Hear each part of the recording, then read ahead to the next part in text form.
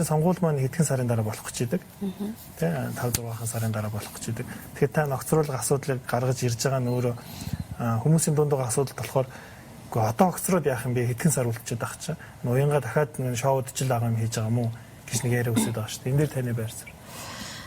Яг хоо бид нар зарчим болвол хэрвээ буруу юм хийсэн бол тэр хугацаа чухал ш.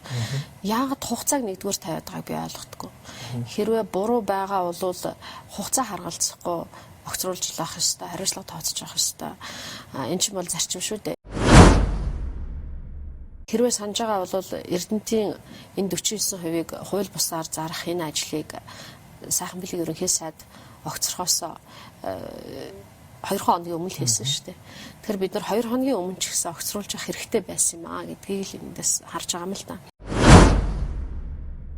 Ийм нэг матрешка шиг юм да хүүхэлдэйн ийм засгийн газрууд бол Монголд бий болж ийм том ажлыг тэгээ энийг юу гэж хэлдэг вэ гэхээр том төслүүдэд урагшлуулах гэж гоё нэр томьёогоор хэлдэг л дээ. Эдийн засгийн том төслүүдэд эдийн засгийн эргэлтэнд оруулах гэж. Энэ бол их гоё сонсогдож байгаа биз. Том төслүүдэд эдийн засгийн эргэлтэнд оруулах гэж. Том төслүүдэд эдийн засгийн эргэлтэнд оруулах гэж. Энэ бол их гоё сонсогдож байгаа биз. Гэхдээ үүний цаана ийм хувийн одоо жижиг ашур сонирхол, хувь хүмүүсийн нийлсэн нөгөө бидний олигарх гэж яриад байгаа энэ бүлэглэлүүдийн ийм эдийн засгийн ашур сонирхлууд цаана явж байгаа гэдгийг одоо хүн болгон их тод харсан байх гэж бодож байна.